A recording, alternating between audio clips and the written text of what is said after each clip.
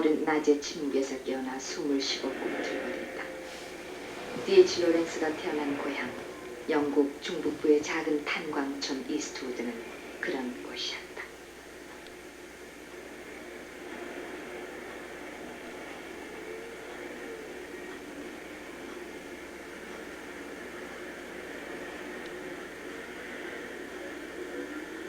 어둠이 깔리고 술집 써니의 네온이 빨갛게 켜지면서 마치 불빛을 보고 날아드는 부나비처럼 탄광촌 사람들은 하나둘씩 술집 써니를 찾아오고 있었다. D.H. 로렌스가 태어난 지 꼭 100년이 지났지만 작품 아들과 연인의 밤거리의 표정은 100년 전의 모습과 비교해 별로 달라진 것이 없는 거리였다.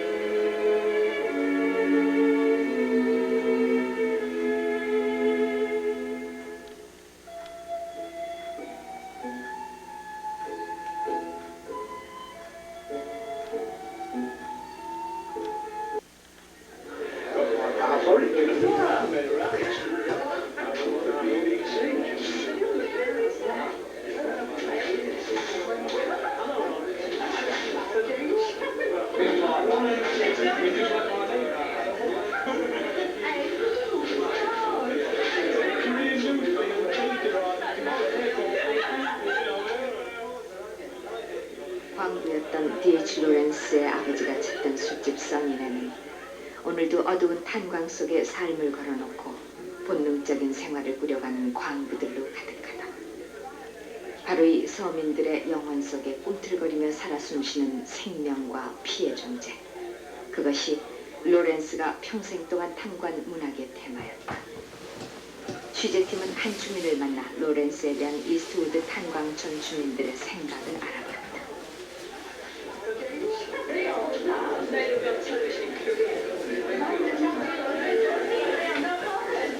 로렌스는 이 고장을 그의 소설의 대부분의 배경으로 삼고 있습니다. 특히 이스트우드의 사람들과 또 생활에 대해서 많이 그리고 있는데요. 이 마을 사람들은 그에 대해서 어떻게 생각하고 있습니까? Well, I'm afraid the opinion about Lawrence locally in Eastwood 이스트우드에서의 로렌스에 대한 평가는 그리 좋지 않다고 생각됩니다. 그는 고향인 이스트우드에서는 결코 인기 있는 작가는 아니었죠. 이곳 사람들은 그에 대해서 높은 평가를 하지 않습니다.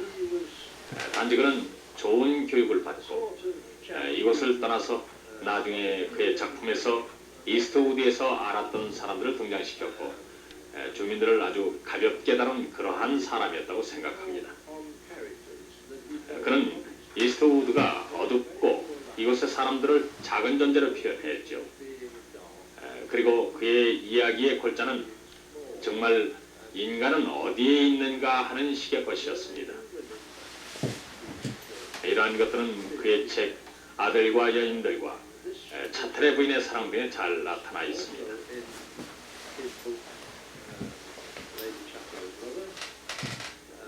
우리는 로렌스 위원회를 갖고 있는데 이 극소수의 사람들을 제외한 이 지방의 대부분은 이스트우드에 대해 그렇게 좋게 생각하지 않았으며 지금까지도 그렇습니다.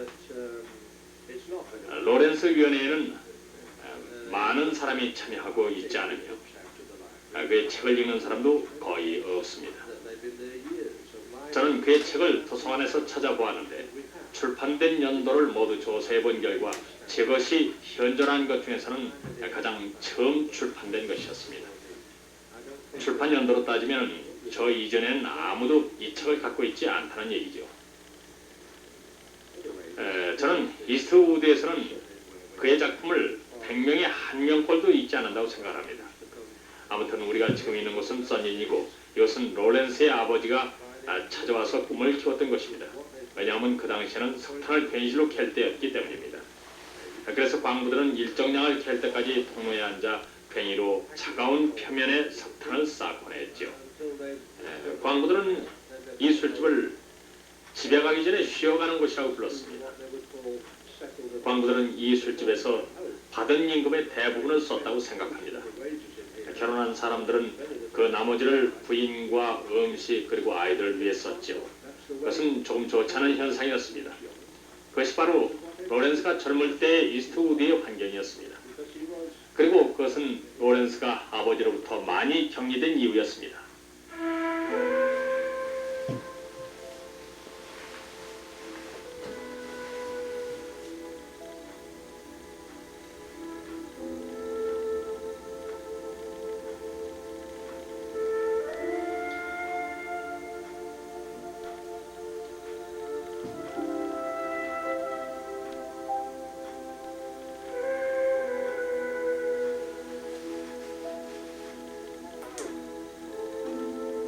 새로운 삶으로 향하는 모든 생존과 모든 움직임의 열쇠는 남녀간의 선명한 피의 관계에 있다.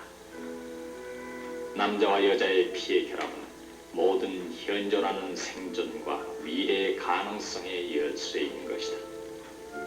남자와 여자가 이룩하는 이 피의 결합에서 새로운 삶의 전부가 솟아나는 것이다.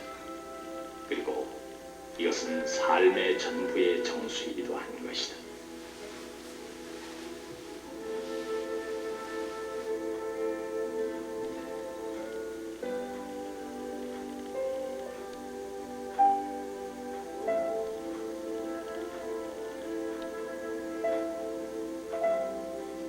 로렌스의 고향 이스트우드는 영국의 중북부 노팅엄주와 더비주 사이에 있는 작은 탄광촌이다.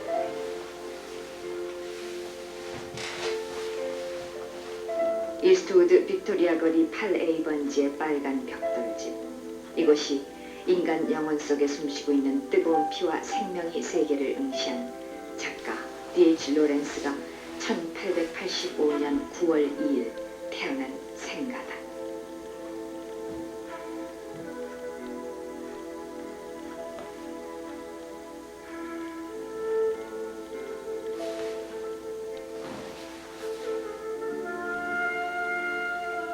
생가 입구에 거리로 나 있는 유리 진열장은 로렌스의 어머니가 옷을 만들어 팔며 쪼들린 광부의 살림을 돕기 위해 장사를 하던 곳이다.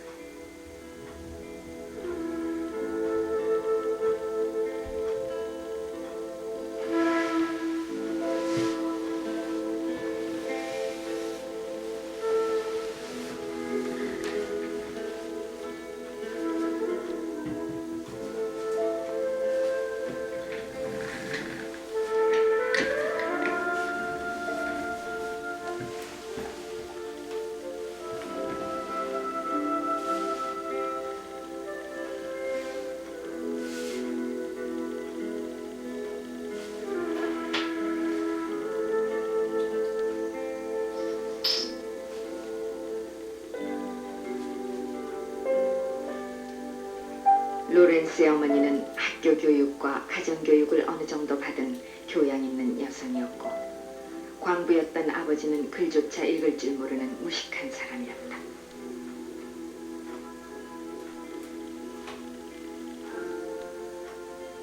아들과 연인에서 기품 있고 품위를 숭상하는 모렐 부인, 그리고 본능적으로 환경에 맞게 행동하는 광부 모렐은 바로 로렌스의 눈에 비친 부모의 모습이었다.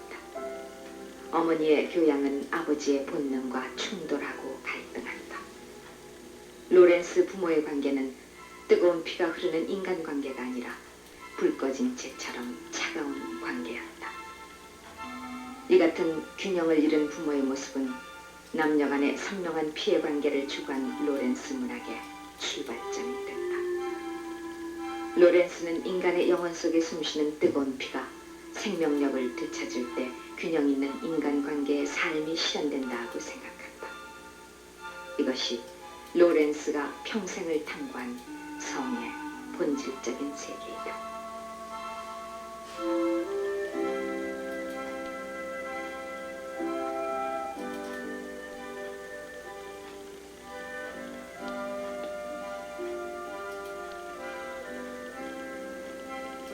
로렌스 로렌스의 어머니가 옷장사를 하던 응접실 방을 지나면은 석탄 난로가 빨갛게 타고 있는 부엌방이 있다.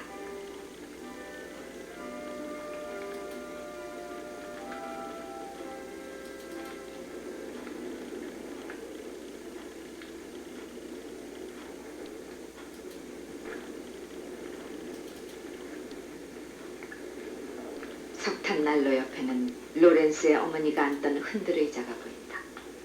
소설 아들과 연인에서 자주 등장하는 흔들의자에 앉아있는 모렐 부인의 모습은 바로 이 의자에 앉았던 로렌스 어머니의 모습이다.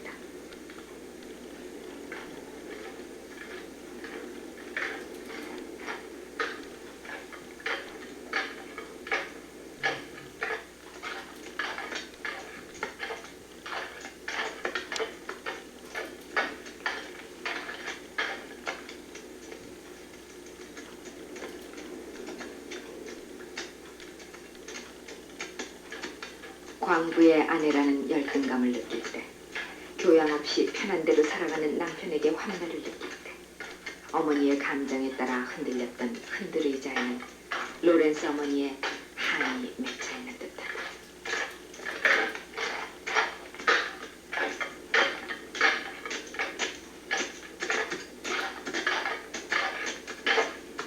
어머니는 아들을 열렬히 사랑했다. 이 아들은 어머니가 환멸의 피해를 가장 참기 어려웠을 때, 그녀의 인생의 신념이 흔들렸을 때, 그리고 마음의 적막감을 느끼고 있을 때 태어난 것이다. 어머니는 이 아들을 무척 귀여워했다.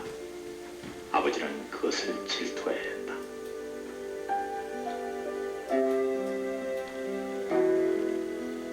모렐 부인이 남편이 질투할 정도로 사랑했던 아들 폴은 바로 D.H. 로렌스 자신이다.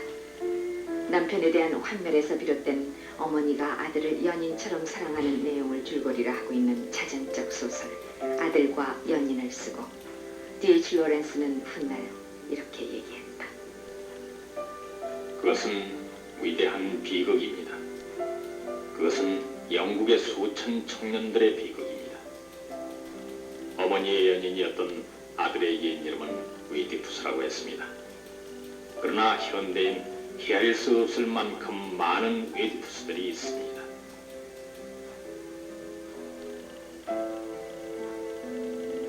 그가 태어난 부모의 방에는 D.H. 로렌스가 위디푸스로 태어날 때 누웠던 침대가 보이고 있다.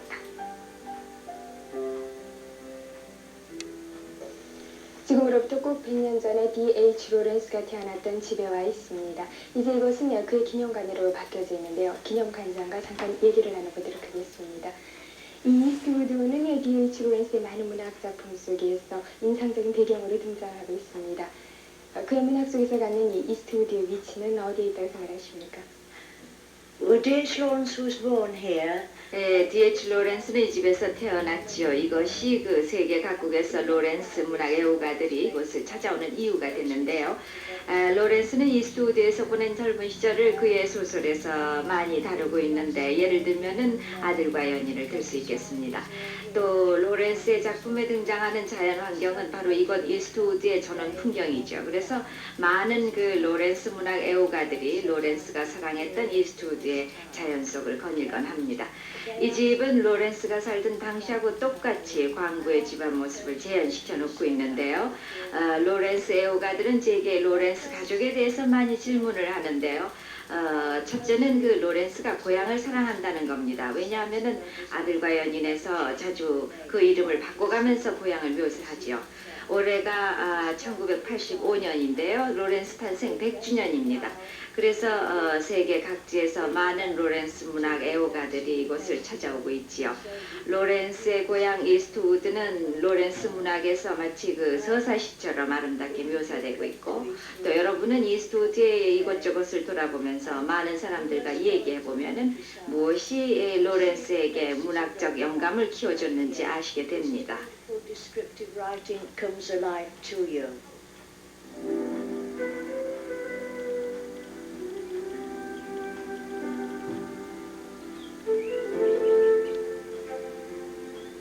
버텀스 마을은 헬로 마을에 자리 잡고 있었다.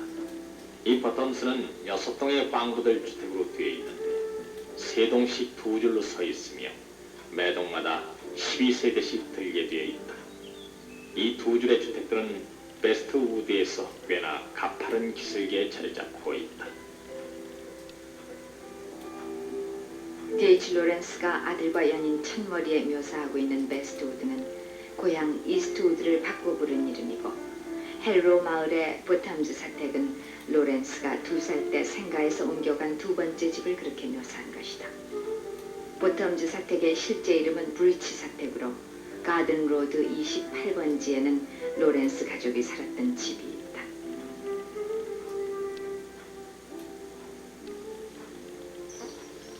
아들과 연인에서 모렐 일가가 살았고 또 폴 모렐이 태어난 것으로 그려지는 보텀즈 사택입니다.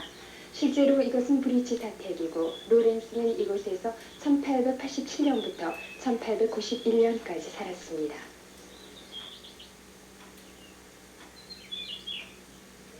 브리치 사택에는 소설의 묘사처럼 사택을 마치 띠처럼 두르고 있는 생나무 울타리가 보인다. 아들과 연인에서 모렐 부인이 삶의 외로움과 허탈을 느낄 때마다 이 정원을 서성거리는 모습이 자주 등장한다. 그녀는 마당길을 걸어가서 하얀 장미덩굴 곁에서 머뭇거렸다. 감미롭고 소박한 향기였다. 그녀는 하얀 장미꽃을 만져보았다. 그 싱싱한 향기와 싸늘하고 보드라운 꽃잎은 그녀에게 아침과 햇빛을 생각하게 해주었다.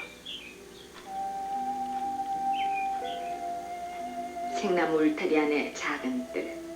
이곳은 어머니에게는 꿈과 위안을 가꾸던 생명과 같은 세계였다.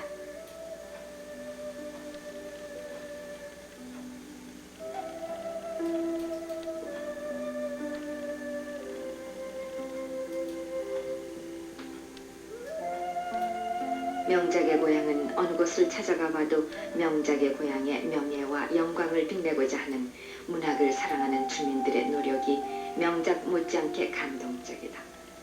브리치 사택의 로렌스 어머니가 일했던 부엌방에서 취재팀은 명작의 고향을 내 집처럼 가꾸는 한 여성의 손과 얼굴을 볼 수 있었다. 어머니가 광부의 아내로서 절박하게 살았던 브리치 사택은 이제 그들의 긍지가 되고 있었다.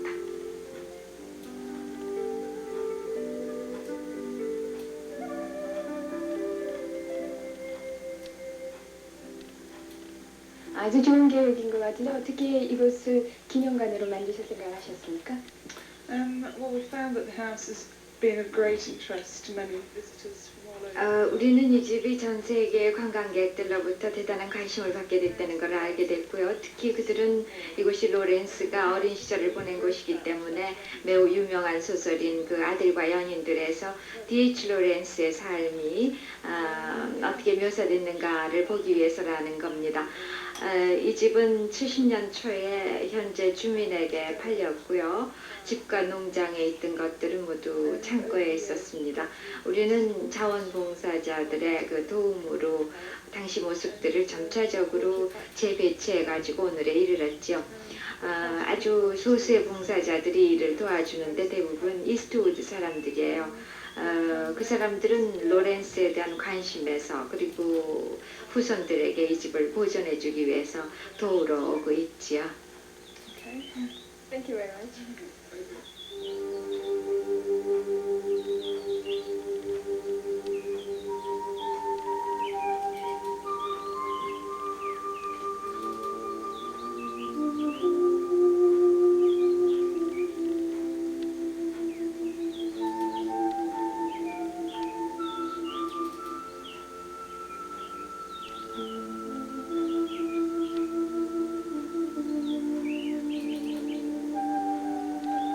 아들과 연인 제4장을 읽어보면은 모렐 가족은 보텀스 사택에서 언덕마루에 있는 집으로 이사를 갔다.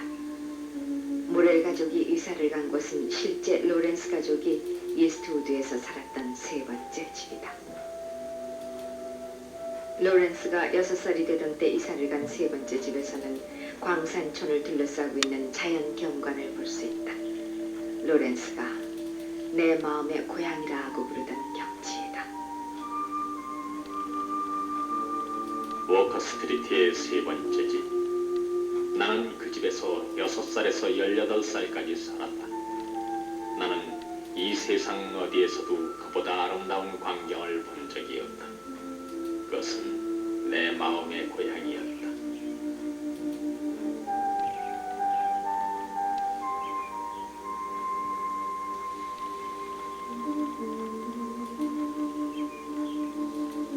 워커 스트리트의 집 뒤로 작은 골목을 끼고 들어가면은 수리턴스라는 술집이 하나 있다. 이 술집은 아들과 연인에서 모렐 씨가 늘 술 마시러 다녔던 술집 문스타의 모델로 로렌스의 아버지가 자주 찾던 단골 술집이다. 부인에게 사랑받지 못한 로렌스의 아버지. 어쩌면 수리턴스의 술 한 잔은 사랑에 목마른 아버지에게는 갈증을 해결할 수 있고 아버지의 뜨거운 생명을 확인할 수 있는 세계가 아니었을까.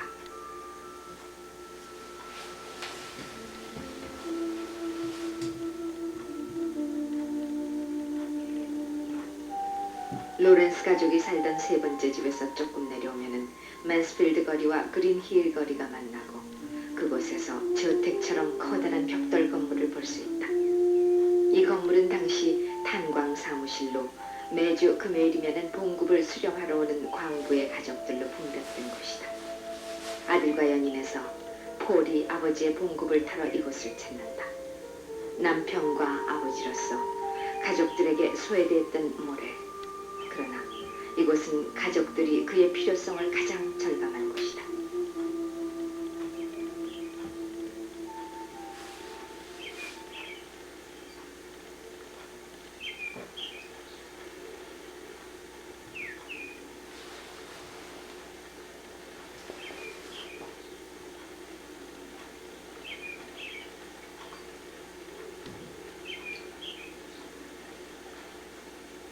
이 아름다운 곳에 탄광이 있다니 참으로 비참하다. 아들과 연인의 한 표현처럼 이스트우드의 넓은 보리밭 한가운데 시커먼 모습으로 우뚝 서있는 무어그린 탄광은 자연의 아름다움을 더럽히고 있는 한정 얼룩이었다.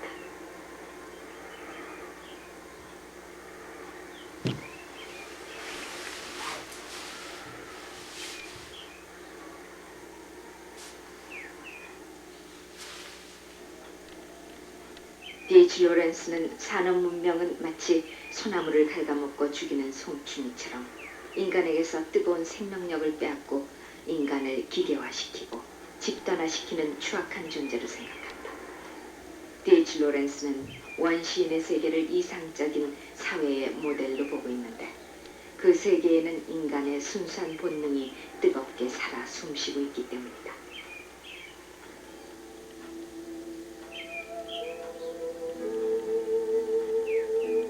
이스트우드의 무어그린 탄광은 아들과 연인에서는 아버지 모렐이 일하는 민튼 탄광으로 묘사되고 있다. 그러나 실제로 로렌스의 아버지가 일하던 광산은 브린슬리 탄광이다.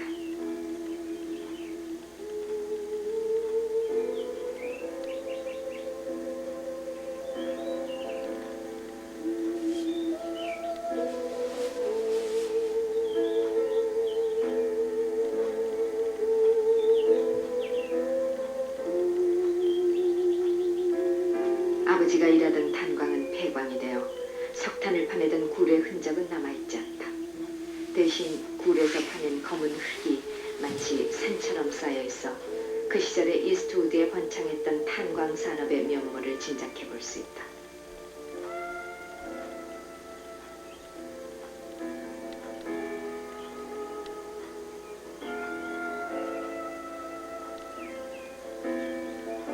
로렌스의 아버지가 땀 흘려 일하던 고달픈 삶의 현장은 이제 공원으로 푸르게 조성되어 이곳 주민들에게 휴식을 제공하는 공간이 돼 있었다. 초록빛으로 평화롭게 모습을 바꾼 브린슬리 탄광 근처에 그러나 광산촌의 어두운 한이 응어리져서 피처럼 맺혀있는 것을 찾아볼 수 있었다. 아버지의 탄광 근처에는 하얀 오두막집이 하나 있는데 당시 로렌스의 이모가 살았던 집이다. 이스트우드의 모든 주민이 그러하듯 이모 역시 광부의 아내였는데 어느 날 탄광 사고로 남편을 잃게 된다. 로렌스는 이모의 비극을 토대로 희곡 과부가 된 홀로이드 부인을 썼다. 아들이 그 소녀한테 끌려 있는 것을 알고 있었다. 어머니는 미리엄을 좋아하지 않았다. 아들과 연인해서 어머니는 아들이 여자친구를 사귀자 질투에 불탄다. 아들 폴의 여자친구인 미리엄은 실제 로렌스의 여자친구 제시 챔버가 모델이다. 언더우드에 있는 이 학교는 제시 챔버스가 한동안 선생님으로 일하던 곳입니다.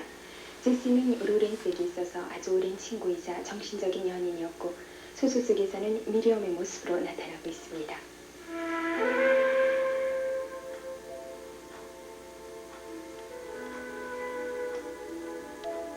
미리엄의 육체의 전 생명은 그 눈에 있었다. 보통 시커먼 교회와 같이 까맸으나 큰 화재와 같이 밝게 불탈 수 있는 눈이었다. 얼굴의 명상적인 표정은 거의 한결같았다. 예수님이 죽었을 때 마리아와 같이 간 여인들 중에 한 사람과 같다고나 할까.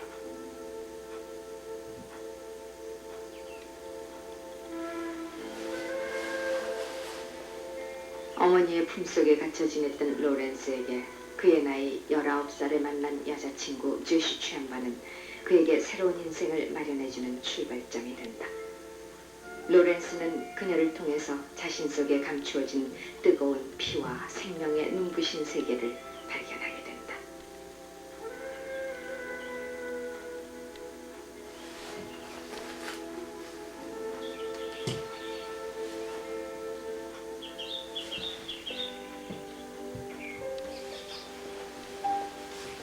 그는 내담이어 호숫둑에 누워 있었다. 미리엄은 그 곁에 앉아 있었다. 태양이 반짝이고 푸른 하늘에는 흰 구름이 떠 있었다. 폴은 그녀와 이야기를 하고 있노라면 모든 그의 정열과 모든 그의 야성적인 피가 그녀와 접하는 느낌을 받았다. 미리엄은 폴의 상상력을 자극시켜 주었다.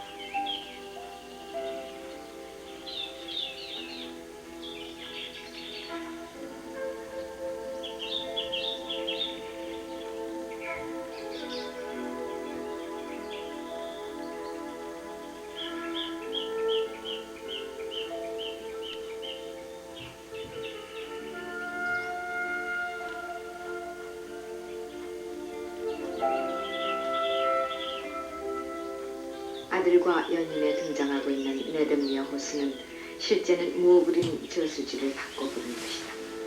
로렌스는 이 저수지를 작품 사랑하는 여인들에서는 윌리의 물이라고 부르고 있다.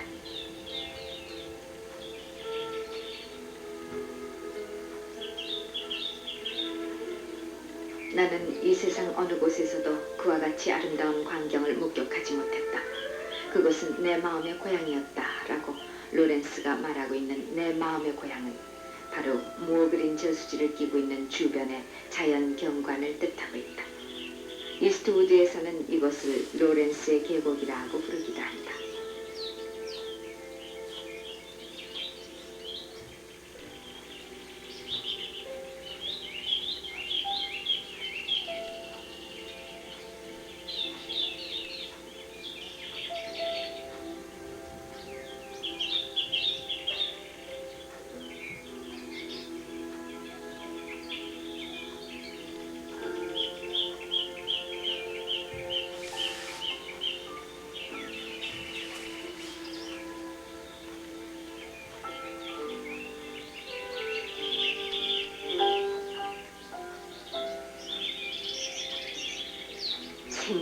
생명. 순수하고 활력에 넘치며 공포를 모르는 새 생명. 셔틀리 부인 코니가 산지기 멜로스에게 그녀의 고독과 외로움을 호소했던 숲속은 이곳일까? 자연의 생명력이 왕성히 숨쉬고 꿈틀거리는 숲의 세계에서는 셔틀리 부인 코니의 숨소리가 들려오는 듯한다.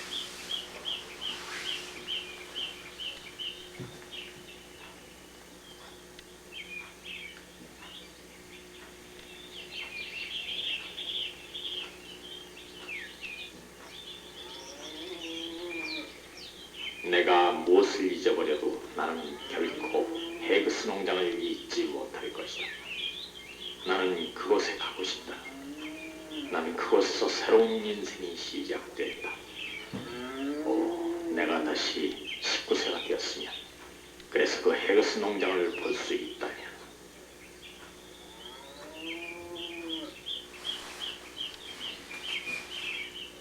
제시 챔버가 살았던 작고 빨간 헤그스 농장. 이곳이야말로 진정 D.H. 로렌스가 평생을 잊지 못했던 내 마음의 고향이다.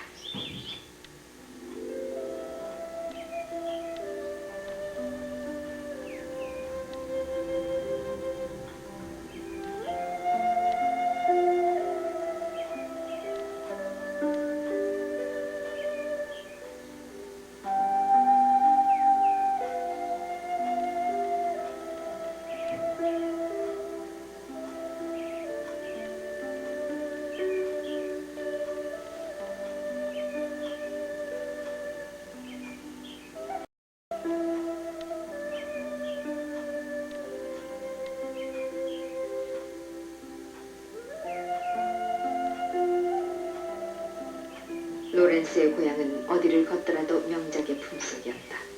명작은 고향의 문학이기도 했다.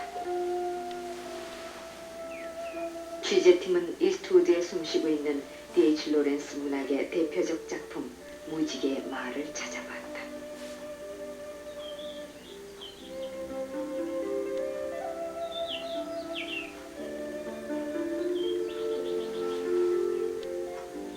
옷은 거의 입지 않았다.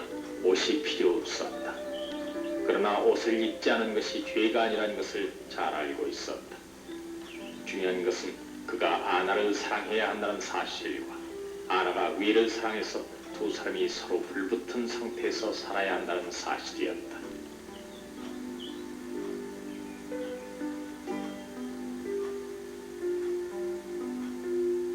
무지개에서 윌과 아나가 신혼살림을 하는 배경으로 등장하는 교회 옆의 작은 농가는 한때 로렌스의 약혼녀였던 루이스 버로우즈가 살았던 집이다. 신혼의 행복한 꿈에 젖어 창밖을 내다보던 아나의 눈길이 머물던 곳은 어디였을까? 무지개 제4장의 거리로 등장하는 콧살 마을은 아나의 행복감을 느껴볼 수 있는 그림처럼 아름다운 동네였다.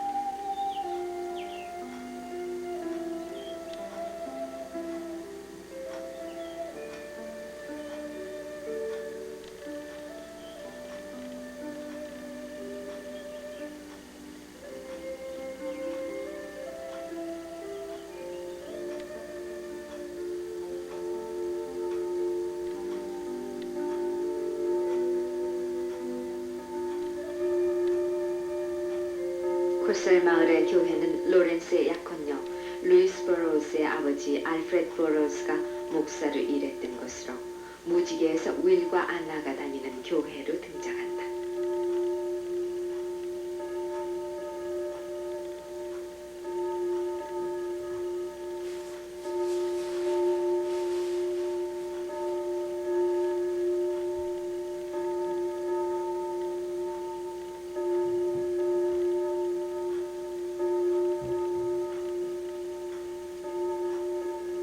이곳에서 취재팀의 관심을 끈 것은 교회의 색 유리창에 그려있는 새끼양이었다.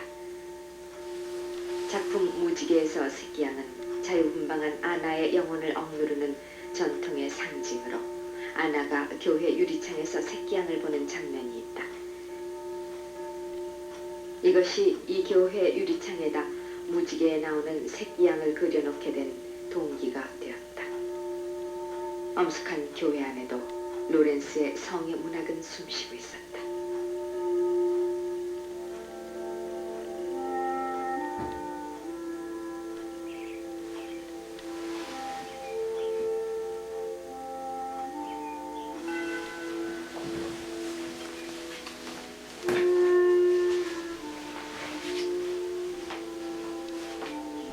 이스트우드 도브코트 로드에는 로렌스가 어린 시절 다녔던 학교 버블 스쿨이 있다. 광부보다 좀 더 나은 생활을 아들에게서 열망했던 로렌스 어머니의 욕망이 절실하게 배어있는 곳이다.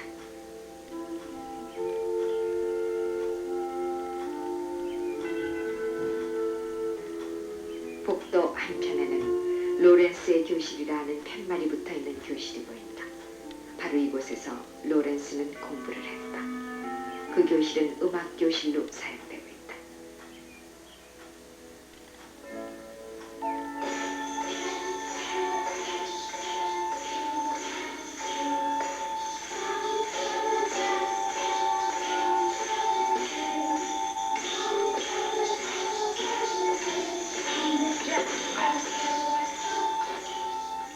나는 등교하던 첫날 학교에 가기 싫어 화가 나서 울었던 일을 결코 잊지 못하고 있다. 그러나 내가 자라난 거칠은 탄광촌에서는 나는 아버지의 무지스러운 세대를 깨뜨린 분명히 새로운 세대에 속했다고 생각한다.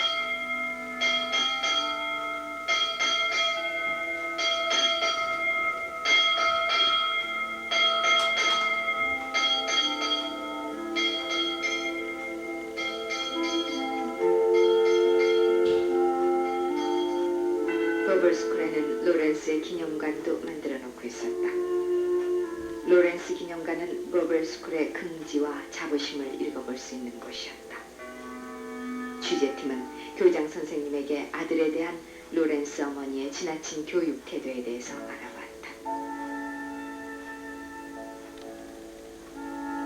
Lawrence's mother was a very strong personality and she was very ambitious for her son. 로렌스의 어머니는 아주 강한 개성을 지녔고요. 자신의 아들에 대한 야망이 대단했습니다. 그래서 그녀는 자신이 생각하기에 사람들이 보다 고상하다고 생각하는 이스트우드와는 동떨어진 세계에서 살았지요. 그녀는 이스트우드의 방언과 행동 방식을 경멸했고요. 특히 그녀의 남편을 경멸했습니다. 따라서 그녀와 가까운 이 아들에게 많은 영향을 줬고 그의 주위에서 항상 더 나은 것을 목표로 해야 한다고 설득을 했죠. 아마도 그의 아버지를 비롯한 주위 사람들을 좋아하지 않도록 했을지도 모릅니다. 제가 느낀 바로는 이런 로렌스 모친의 지식의 견해에 대한 강한 영향은 교육적 측면에서 아주 그릇된 것이죠. 그런 방법으로 애정관계를 왜곡시키는 어머니의 영향은 강했지만은 그가 그녀의 연장이 아닌 별개의 인간이 된 것은 다행스러운 일입니다. 그리고 제가 생각하기에는 그것이 아마도 로렌스의 어머니의 가장 큰 실수였을 겁니다. 그녀는 그녀의 영특한 아들을 통해서 그녀의 삶을 유지하려고 했으니까요. Biggest mistake that she wanted to live her life through this genius of a son.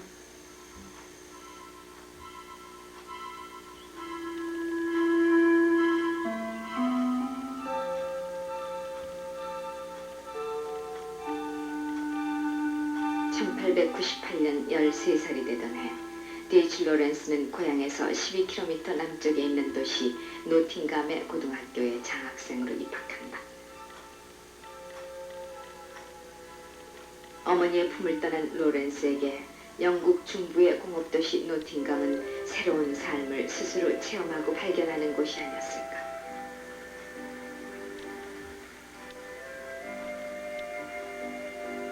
또한 이곳은 아들과 연인에서 폴이 에이미 클레어러의 품속에서 마치 노팅감 도시를 철철 넘치며 흐르고 있는 트렌트 강물 같은 육체적인 성의 세계를 발견한다.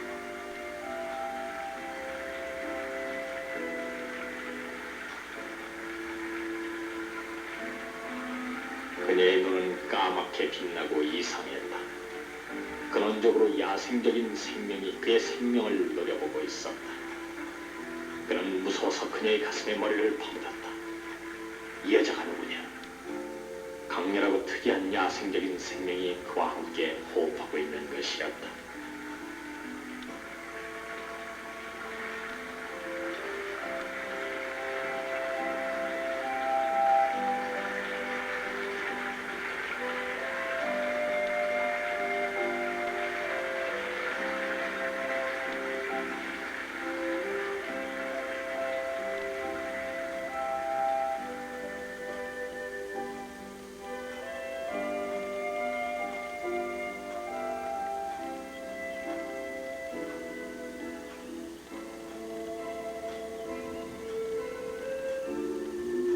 로렌스가 13살 때부터 장학금을 받으면서 다녔던 노팅엄 중학교입니다. 그는요, 보다 나은 삶을 동경한 그의 어머니의 소망에 따라서 이 학교를 졸업할 수 있었습니다.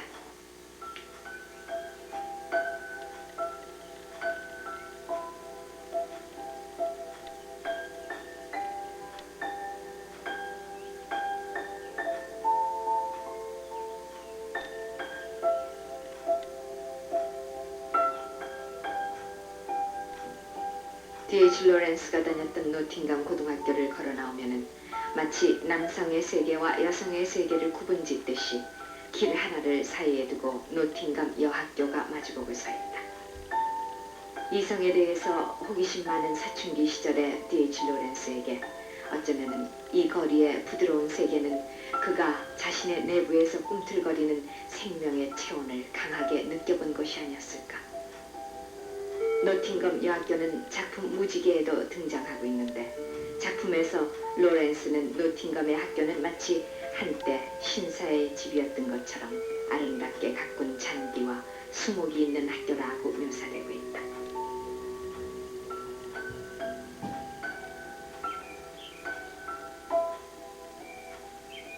과연 학교 뒷담을 넘겨다 보니 로렌스가 눈길을 보냈던 푸른 잔디밭이 보이고 있다. 그리고 그 잔디밭 위에는 여학생들의 해맑은 웃음소리가 들려오고 있었다.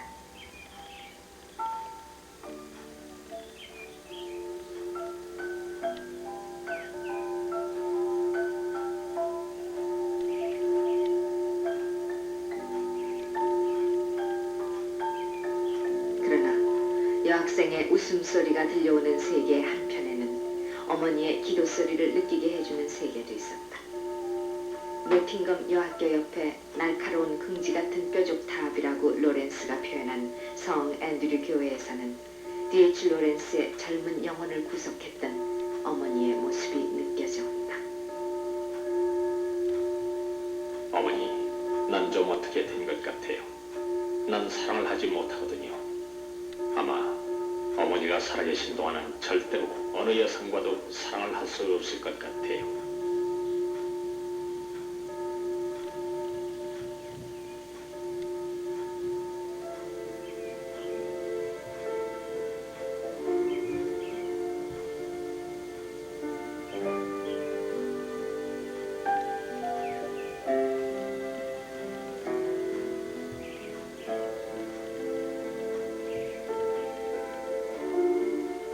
노팅엄 고등학교에서 조금 내려오면은 기사 로빈 후트의 이 얘기를 간직하고 있는 오래된 성이 있다.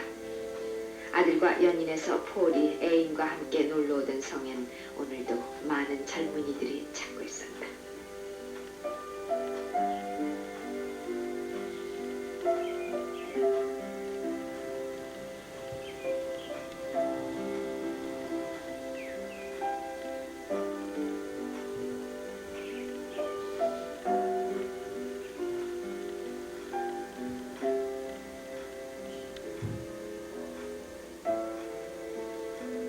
노팅엄에서 비교적 한적한 셰익스피어 거리엔 고딕식 양식과 독특한 구성으로 건축된 아름다운 석조 건물이 있다.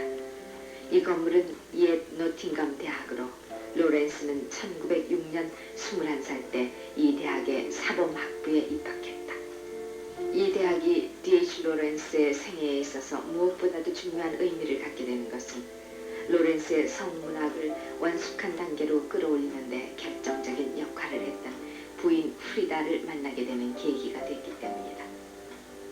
로렌스의 부인 프리다는 바로 노팅엄 대학 시절 로렌스의 은사였던 어네스 위클리 교수의 부인이었다.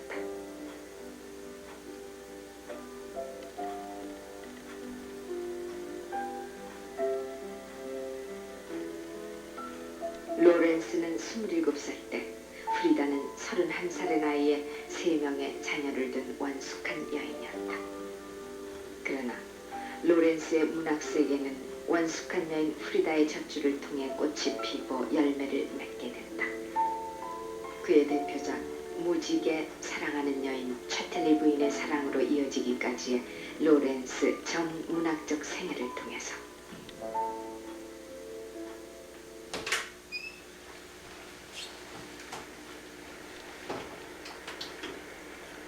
아들과 연인의 도시 노팅엄의 기차역에는 비가 내리고 있었다. 정신적으로 고아처럼 방황했던 불행한 청년 폴 모렐의 비극을 말해주고 있듯이 이스트우드와 노팅엄을 잇고 있는 기차역은 어머니 품속과 애인의 품속을 오고 갔던 청년 폴의 정신적 방황이 교차되는 역이기도 했다.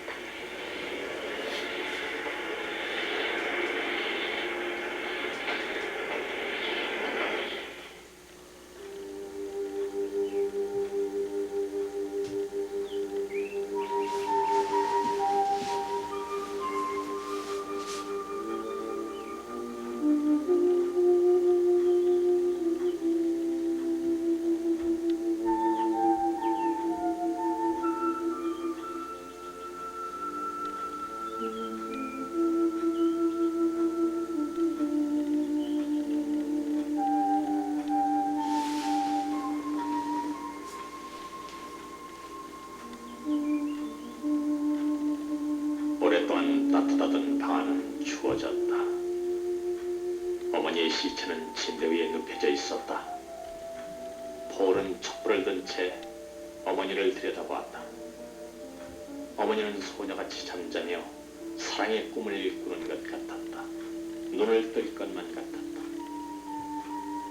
어머니는 아직 자기와 살고 있는 것 같았다. 폴은 엎드려 뜨거운 키스를 했다. 그러나 입에 찬기가 느껴왔다. 그러나 어머니하고 이별을 할 수는 없을 것만 같았다. 폴은 마침내 방바닥에 웅크리고 앉아서 작은 소리로 어머니에게 말했다. 어머니, 어머니. 아들과 연인에서 폴의 어머니였던 D.H. 로렌스의 어머니는 1910년 로렌스 나이 25살 되던 해 12월 이스트우드의 린 크로프트 거리 97번지에서 암으로 운명했다. 어머니가 운명한 집은 이스트우드 탄광촌에서 로렌스 일가가 살았던 마지막 집이기도 하다. 남편과의 식어진 사랑을 아들에게서 찾고자 했던 로렌스의 어머니. 그 어머니가 마지막 눈길을 보냈던 뒤뜰에는 고독한 인생을 살다간 어머니의 영혼처럼 꽃들이 피어 있었다.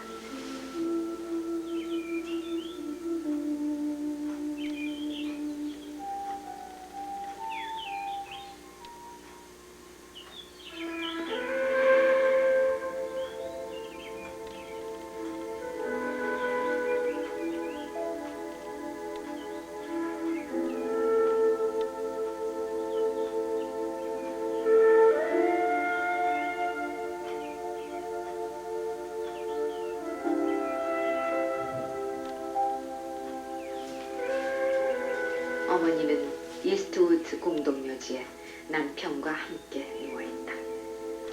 어머니의 묘지는 45살의 나이로 프랑스 남쪽 방스에서 폐결핵으로 객사한 어머니가 생명처럼 사랑했던 아들 D.H. 로렌스의 기념 묘비이기도